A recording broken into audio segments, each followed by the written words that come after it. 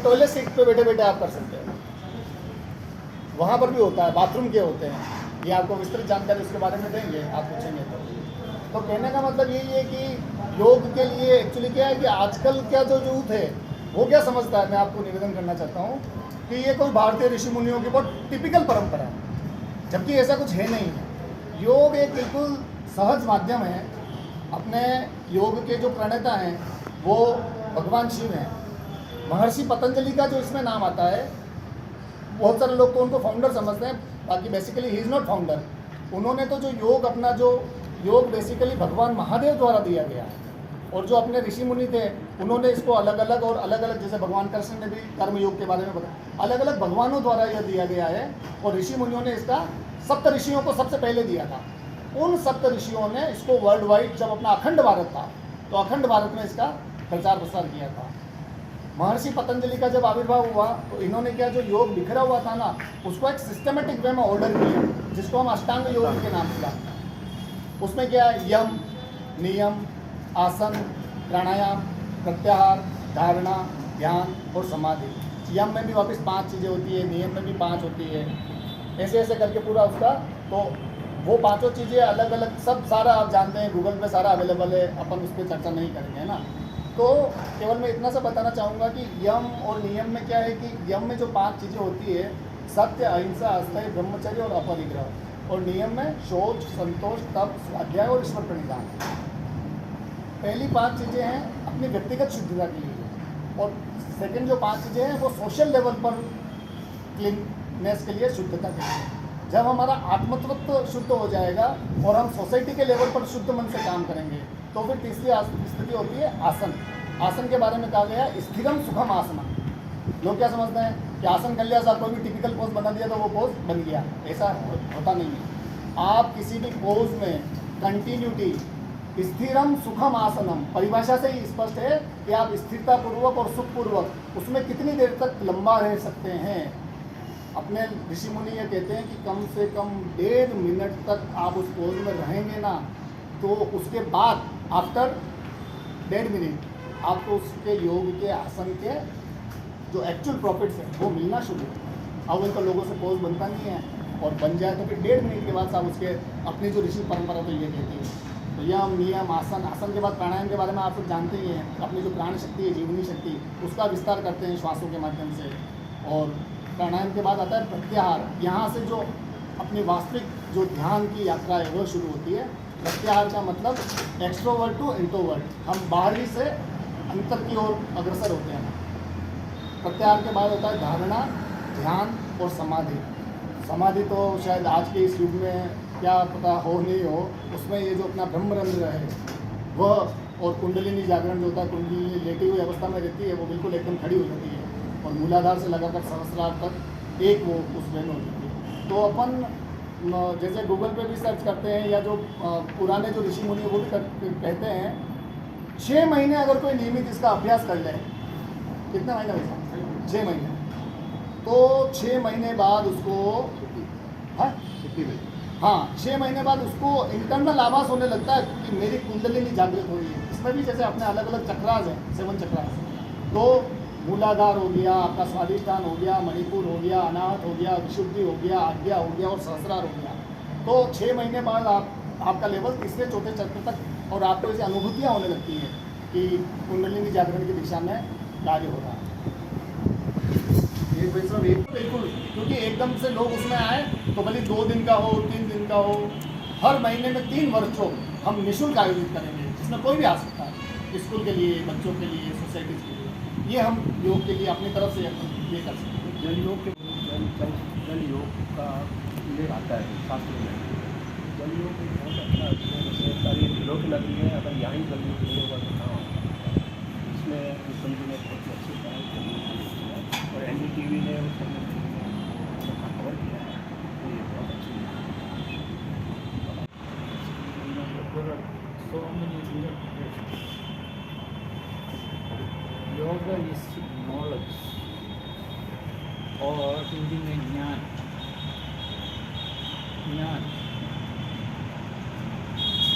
Please speak loud, please. Speak loudly. from where we get the knowledge. Very good. I am an activist also. To keep the activism and yoga is very hard. From the beginning, I mastered yoga at the age of 7.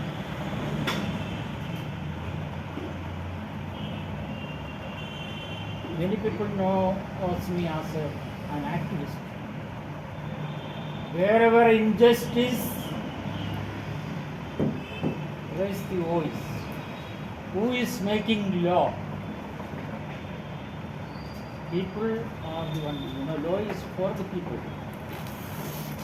But the lawmakers on the top, they take control of the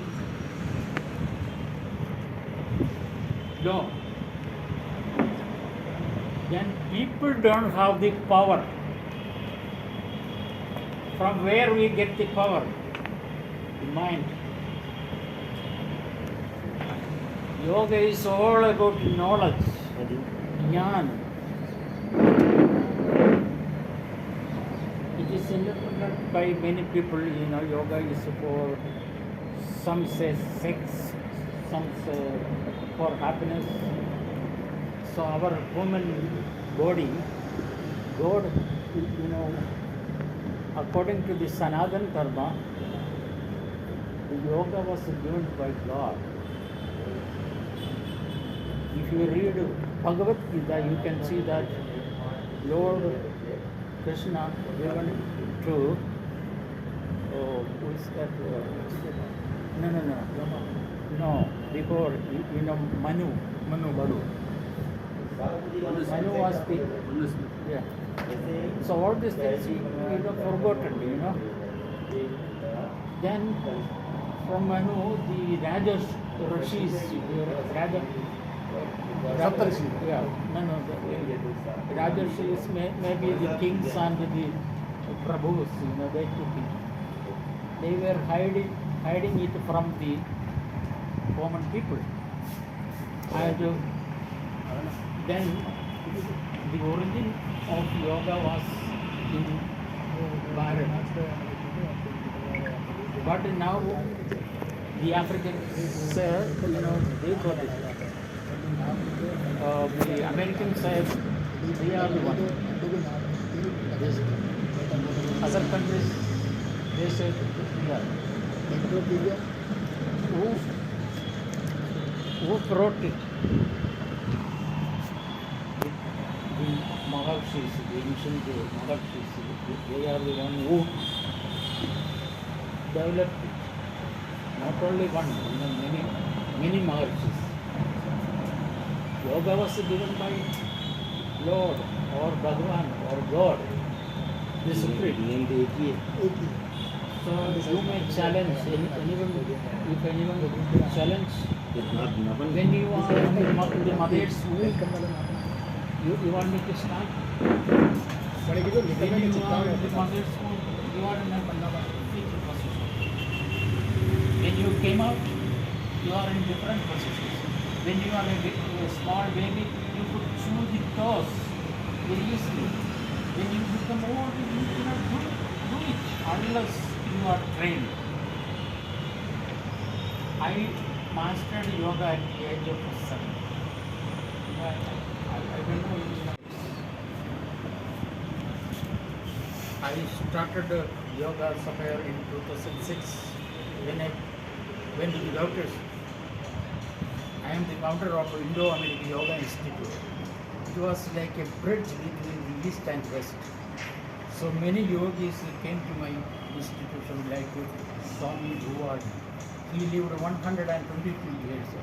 No, none of the Indians don't know about Swami Bhuvaji. Just Google him. He was the most powerful person on earth. Until he passed away, at the age of 122, he showed his muscles.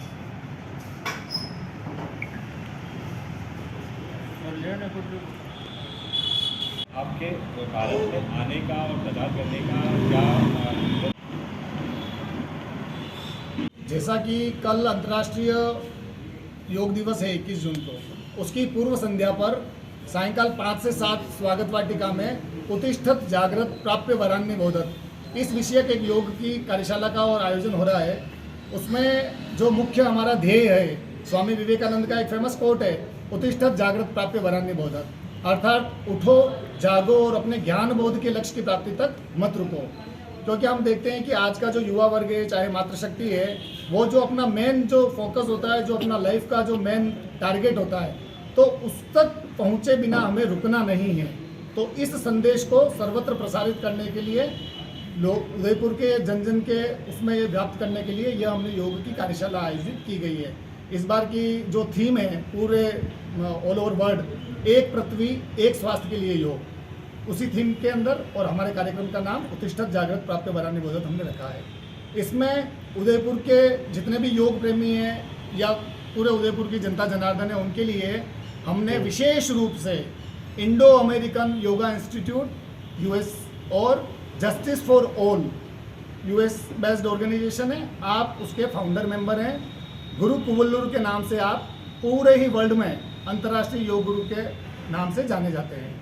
आप basically Kerala के हैं और पिछले 30-35 सालों से America में ही justice for all के नाम से कानून के क्षेत्र में विधिक सेवाएं, जो इनोसेंट पर्सन्स जो वहाँ पर उन जेलों में कैद हैं, उनको बिना किसी कॉस्ट के राहत करते हैं। और योग का प्रचार प्रसार, दोनों ही अलग अलग धाराएं हैं, लेकिन योग के माध्यम से दोनों, क्योंकि एक्टिविज्म और ये जो काम होता है वो एक एग्रेसिव वाला है और योग वाला बिल्कुल कूल एंड काम वाला है। तो दोनों में ही बैलेंस के साथ आप बहुत ही शानदार तरीके से काम कर रहे हैं। आज की इस अपनी जो कार्यशाला होने वाली है, आप राइट नाउ ही इज इन 76 एज ऑफ, है ना, 76 साल की आपकी एज है, उसमें भी आप 2-3 ऐसे टिपिकल आसनास है, मयूरासन है, आपका हस्त उत्तान आसन, हैंड स्टैंडिंग जिसको बोलते हैं वो, और ऐसे 2-3 आसनों का आप लाइव करके और इसमें बताएंगे। और इसमें आपकी श्रीमती जी भी हैं, श्रीश्री कुवल्लूर, वो भी यहाँ आई है, वो भी एक अंतर्राष्ट्रीय योगाचार्य है, योगा रिसर्चर है।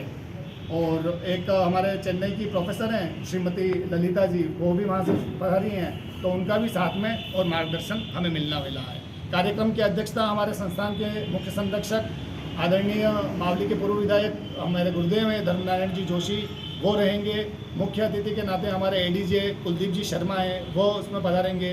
विशिष्ट अतिथि के नाते DFO wildlife Udaipur Yadvendra Singh ji Chundawat हैं, और इस तरह से उनका मार्गदर्शन रहने वाला है। कोई भी कार्यक्रम भारतीय संस्कृति का बिना ऋषि मुनियों से संभव नहीं है, तो उसमें जो हमारे फतेहपुर के बालाजी के जो महंत हैं, परम आदरणीय अमरगिरी जी महाराज, और गुप्तेश्वर महाराज के जो महंत हैं तन्मय बन जी महाराज, उनका और हमें आशीर्वचन उस कार्यक्रम में मिलने वाला है। सारा ही कार्यक्रम पूर्ण रूप से निःशुल्क है, कोई भी शुल्क नहीं है। बाकी जनरली योग का कोई भी आप देखना, यहाँ पर इस कार्यक्रम में जो टिप्स और जो चीज़ें हम देने वाले हैं, उसका हमने जैसे दूसरे जो संस्थान है वहाँ पर हमने जानकारी ली, तो कम से कम 2000 से नीचे उसका टिकट नहीं होता है। वो सारी चीज़ें हम उदयपुर की जनता जनार्दन को, उदयपुर के युवाओं को, उदयपुर की मातृशक्ति को निःशुल्क रूप से आहुति सेवा शिक्षा एवं शोध संस्थान के माध्यम से उपलब्ध करवा रहे हैं।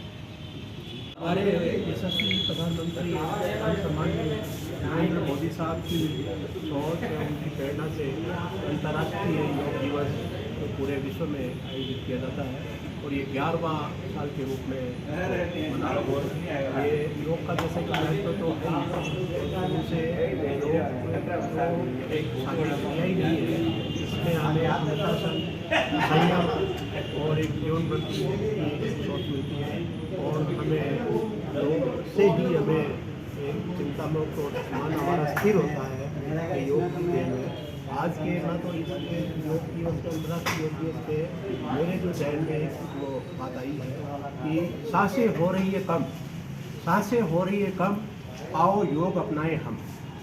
सांसें हो रही है कम, आओ योग अपनाएं हम, ये स्लोगन नारा मेरे जो दिमाग में आई है, मैंने आपको प्रस्तुत किया है। बहुत बहुत धन्यवाद।